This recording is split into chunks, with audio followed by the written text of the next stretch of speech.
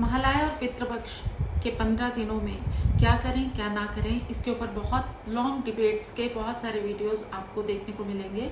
लेकिन मैं बहुत ही साइंटिफिक तरीके से इस चीज़ को क्लैरिफाई करते हुए ये वीडियो बना रही हूँ, क्योंकि एक स्पिरिचुअल साइंस और सोल साइंस होती है जिसका मानना ये है कि बायोलॉजिकल जीन्स को कैरी करने के साथ साथ में सोल जीन्स और स्पिरिचुअल जीन्स को भी हम लोग कैरी फॉरवर्ड करते हैं। यही कारण है कि ये जो 15 दिनों का समय होता है महालया का, पितृपक्ष का, इस समय में हम वो सब कार्य कर सकते हैं जो हमारी सोल लेवल के ऊपर क्लिनजिंग्स करती है। यानी कि हम अपने एंसेस्टर्स को के लिए ट्रिब्यूट के तौर पे और उनके लिए श्रद्धा के साथ उनके निमित्त कुछ चीज़ें, कुछ एक्टिविटीज़ करते हैं ताकि वो इन रिटर्न हम लोगों को ब्लेसिंग्स दें। ये जो जैसे सोल लेवल के ऊपर सोल जीन्स का कनेक्ट की हम बात करते हैं, तो इसका रीज़न ये होता है कि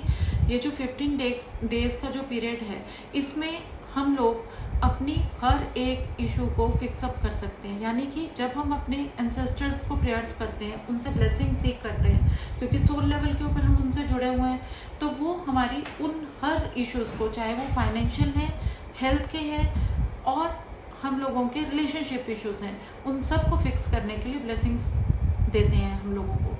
महालया जो है, इसमें कॉन्शियसनेस आपकी क्लेंस करने का टाइम है, सोल को क्लेंस करने का टाइम है, बॉडी, सोल, कॉन्शियसनेस, इनको क्लेंस करने का ये सबसे उपयुक्त समय इसलिए भी गिना जाता है क्योंकि इस समय हम बिल्कुल फॉरगिवनेस के साथ चलते हैं। और 15 दिन जब आप अपने बड़े लोगों की, एंसेस्टर्स की प्रॉब्लम्स को फिक्स करते हैं, तो ऑटोमेटिकली बहुत सारी चीज़ें ऐसी हो जाती हैं कि आपकी लाइफ की चीज़ें फिक्स हो जाती हैं, आपको सॉल्यूशंस मिल जाते हैं। तो इस समय में आपके पास अगर बहुत सारा धन नहीं है, बहुत सारे साधन नहीं है, आप विदेश में रहते हो, आप देश से, अपने घर से भी बहुत दूर बैठे हुए हैं, तो आपको बहुत ज़्यादा घबराने की ज़रूरत नहीं है। आपको सिर्फ 15 दिनों में कुछ एक रिचुअल्स करने हैं जिसकी इन रिटर्न ब्लेसिंग्स आप लोगों को मिल जाएंगे। आपको सिर्फ 15 डेज ऑफरिंग में जल लेके बर्ड्स को जल देना है, बर्ड्स के लिए जल की व्यवस्था करनी है।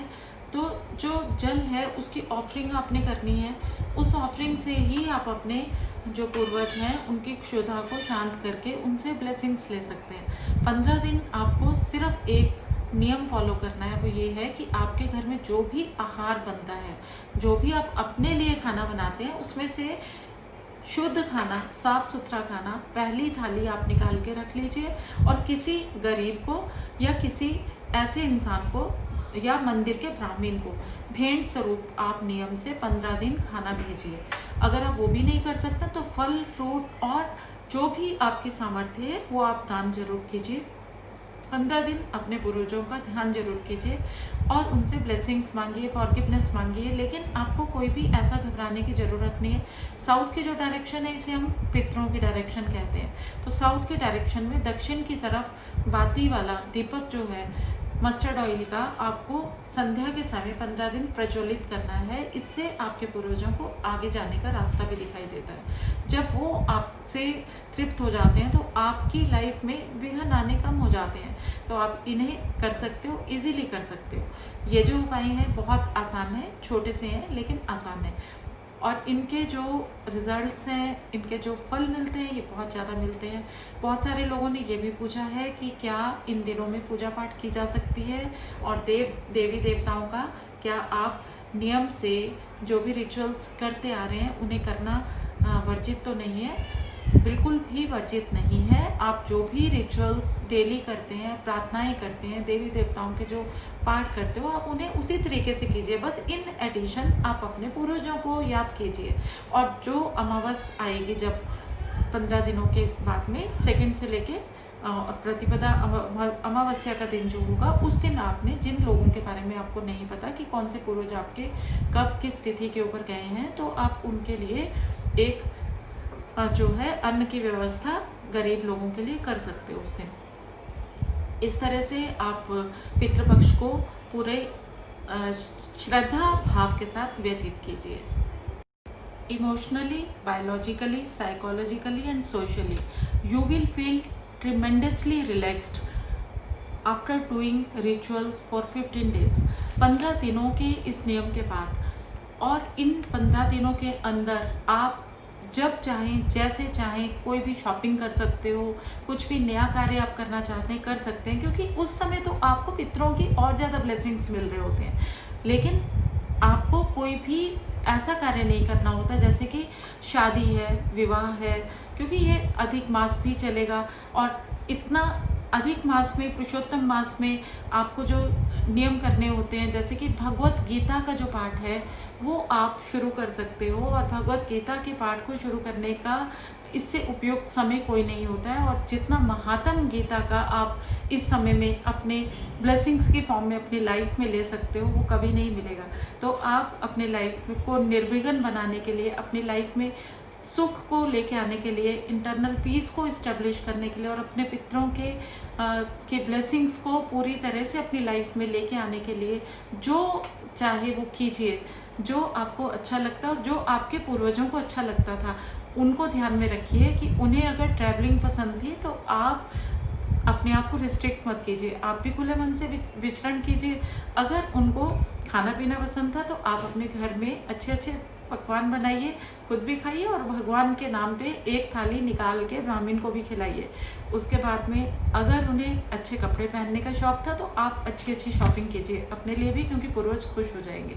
तो पहले इन चीज़ों को इसलिए भी मना किया जाता था क्योंकि उस समय लोगों के पास में इतने ज़्यादा साधन नहीं थे, इतना ज़्यादा समय नहीं होता था, घर पे ही आटा पीसना होता था, घर पे ही सब चीज़ें प्रिपेयर करनी होती थी। अब तो चक्की से पिसा हुआ आटा मिलता है, हर चीज़ आपको रेडीमेड, दालें आपको साफ मिलती हैं, आपका समय बहुत बच जाता है। इसलिए आप जो चाहें वैसे कीजिए। और इस पितृपक्ष को, महालया के पक्ष को ऑरा क्लिनजिंग के लिए सबसे उपयुक्त समय मानते हुए मेडिटेशन जरूर कीजिए और अपने पितरों से फॉरगिवनेस प्रेयर्स कीजिए और उनके ब्लेसिंग सीख करने के लिए निमित्त उनके आप जितने भी अपने आसपास आपके संसाधन हैं, जल के स्रोत हैं, उन्हें साफ कीजिए। जितने भी आपके आसपास गार्डन्स हैं उनमें प्लांटेशन कीजिए। जितने भी आपके आसपास पीपल के वृक्ष हैं उनके आसपास अगर लोगों ने बहुत सारे भगवान के फोटो इकट्ठे कर रखे हैं, चीज़ें इकट्ठी कर रखी हैं, उनको क्लीन कीजिए।